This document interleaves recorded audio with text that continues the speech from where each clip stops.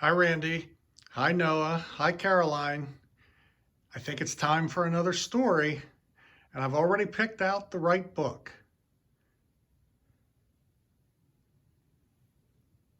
It's called Make Way for Ducklings. I heard you liked the last story, so I thought we'd try it again. This book is by Robert McCloskey, and it's one of the favorite stories that your moms and dads liked when they were little kids. So let's give it a read.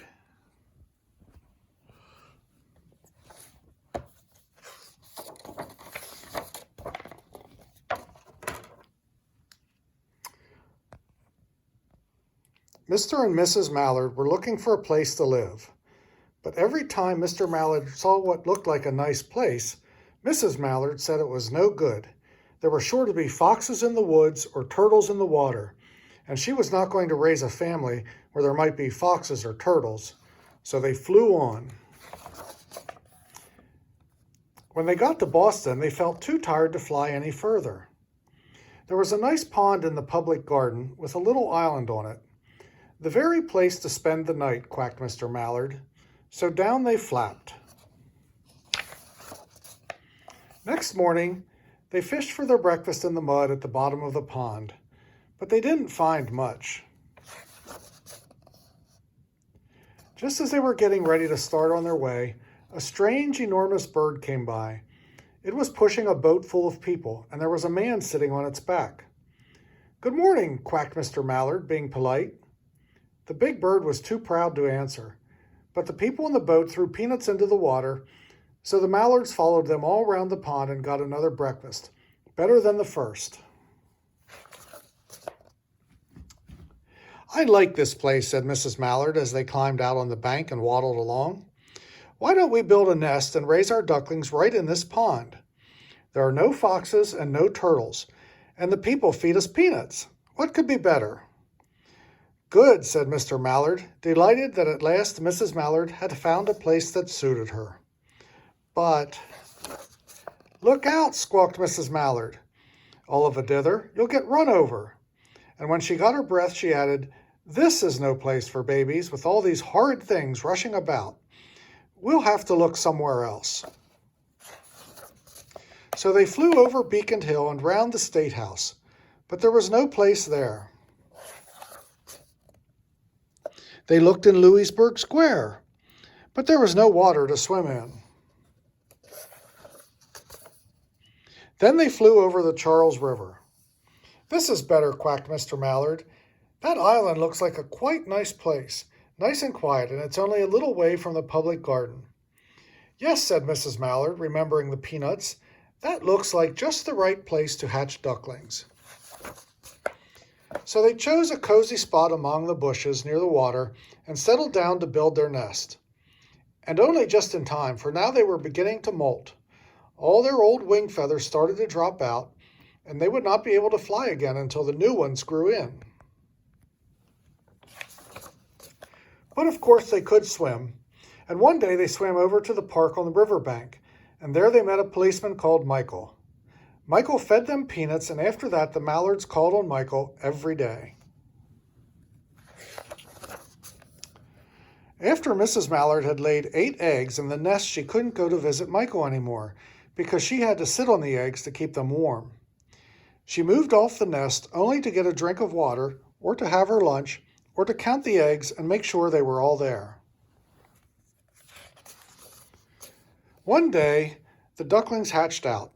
First came Jack, then Cack, and then Lack, then Mack, and Knack, and Whack, and Pack, and Quack. Mr. and Mrs. Mallard were bursting with pride. It was a great responsibility taking care of so many ducklings, and it kept them very busy. One day, Mrs. Mallard decided he'd like to take a trip to see what the rest of the river was like, further on. Well, actually, it wasn't Mrs. Mallard, it was Mr. Mallard. So, off he set.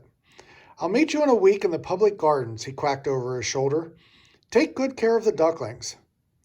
"Don't you worry," said Mrs. Mallard. "I know all about bringing up children." And she did. She taught them how to swim and dive, She taught them to walk in a line, to come when they were called, and to keep a safe distance from bikes and scooters and other things with wheels. When at last she felt perfectly satisfied with them, she said one morning, "Come along, children, follow me." Before you could wink an eyelash, Jack, Cack, Lack, Mack, Knack, Whack, Pack, and Quack fell into line, just as they had been taught. Mrs. Mallard led the way into the water, and they swam behind her to the opposite bank. There they waded ashore and waddled along until they came to the highway. Mrs. Mallard stopped out to cross the road. Honk, honk went the horns on the speeding cars. Quack went Mrs. Mallard as she tumbled back again. Quack, quack, quack, quack went Jack, Lack, Cack, Mack, Knack, Whack, Pack, and Quack, just as loud as their little quackers could quack. The cars kept speeding by and honking, and Mrs. Mallard and the ducklings kept right on quack, quack, quacking.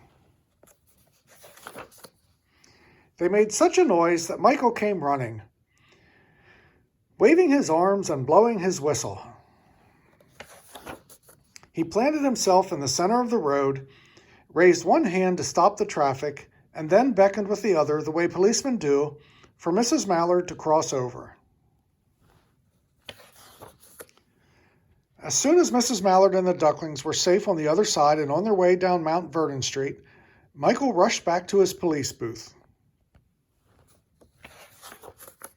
He called Clancy and said, "There's a family of ducks walking down the street." Clancy said, "Family of what?" "Ducks," yelled Michael. "Send a police car, quick!"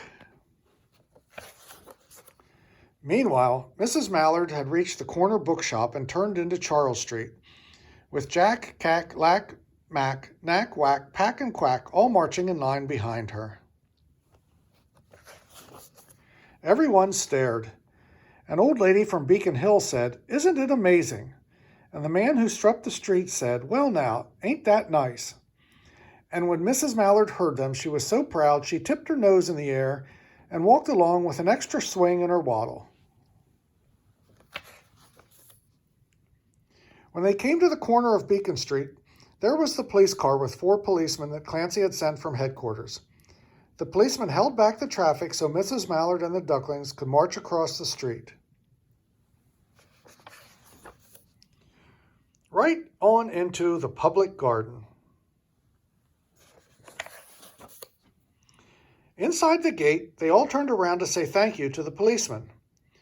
The policeman smiled and waved goodbye. When they reached the pond and swam across to the little island, there was Mr. Mallard waiting for them, just as he had promised. The ducklings liked the new island so much that they decided to live there. All day long they followed the swan boat and ate peanuts. And when night falls, they swim to their little island and go to sleep.